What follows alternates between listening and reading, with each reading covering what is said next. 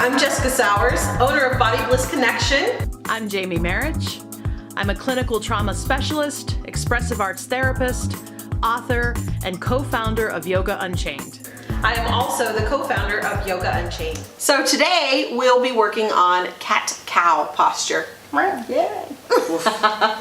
I'm a sound effects person. Good. So we'll come into our tabletop posture.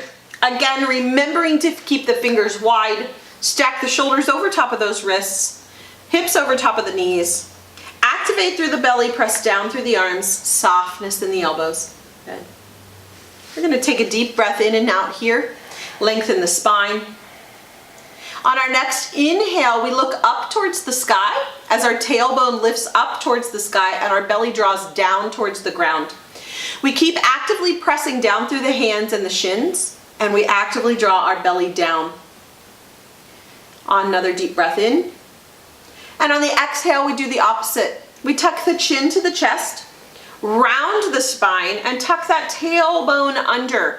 Press down through the hands and the legs, and really lift the back up towards the sky as we pull the belly in to help lift that. Next, inhale, we draw the head upwards towards the ceiling, tailbone lifts, belly draws down. This is cow posture. Exhale, round the spine, tuck the chin, tuck the tailbone, pull that belly in and up. Cat posture. We'll do one more round following your breath.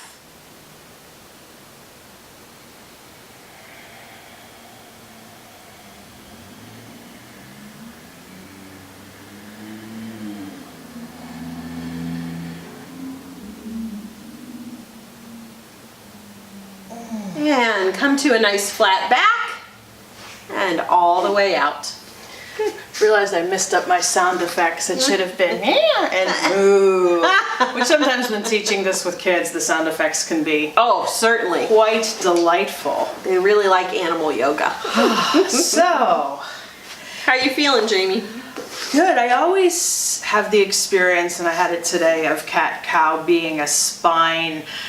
I've had teachers before say, feel the fluid moving through your spine, and I swear I do. It's more of an energetic thing, but it just feels like it really helps to loosen and lubricate and warm up my spine for the day. It does. This is a great posture to kind of start towards the beginning of your practice.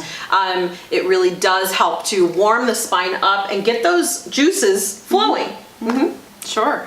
So let's go right into one of the classic modifications with cat-cow, because with teaching in more trauma-responsive, trauma-informed settings, one of the vulnerabilities with this pose could potentially be the backside exposed to others, and we've shared that in other videos in this series, and some of the things you could do, like facilitating in a circle or having the bottom closer to the wall. Yet there's a very nice modification with this that automatically comes with some less vulnerable possibilities. Right.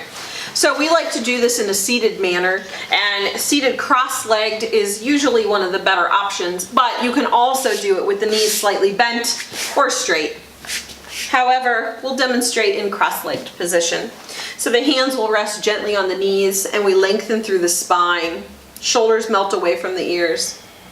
On an inhale, we pull the heart forward, the belly presses forward, and we look up towards the ceiling. At the same time, our tailbone is flipping and reaching towards the wall behind us. Our shoulder blades squeeze together as we create this nice arch in the back. This is cow, seated cow. On our next exhale, we'll start to round the spine. We tuck the tailbone, pull those shoulders forward, bring the chin down to the chest, and really press our back towards the wall behind us. Cat. Following our breath, as we inhale, we arch the back, look up, flip the tailbone, squeeze the shoulder blades. And as we exhale, we round, tuck the tailbone, pull the shoulders forward, chin to the chest, pull the belly in. One more round following our breath.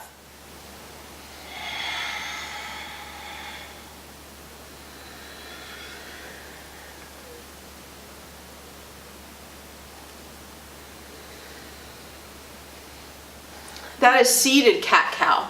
So I'm assuming the chair can also be used for this. Absolutely. You can sit in the chair with your feet flat on the ground and just rest your hands on your knees or your thighs. Another thing that you can try as well is standing. Yeah, let's do that. You can have that grounded position through mountain. And instead of having the hands connected to the legs, you're simply going to soften the knees. And when you round the spine, the arms reach forward as you tuck everything in. And then on the exhale, you arch the spine and pull those arms back. So it's a nice flowing posture to do on your feet. And that spine gets the same benefit with that movement. Yeah, and I could feel where it would have a lot of the same warm-up potentials on the feet.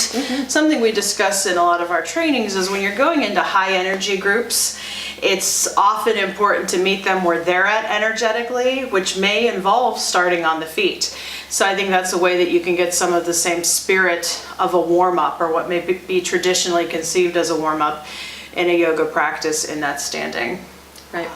So any other details to share with us? No, this is one of those postures that is truly beneficial for everyone. It really can help to get the body warmed up. So whether you choose or offer the options of standing, seated in a chair or on the ground, or in tabletop posture, all of them can be equally beneficial for your students. And if you haven't yet checked out our tabletop video, we recommend that you do that, where we offer some other modifications about using the blanket.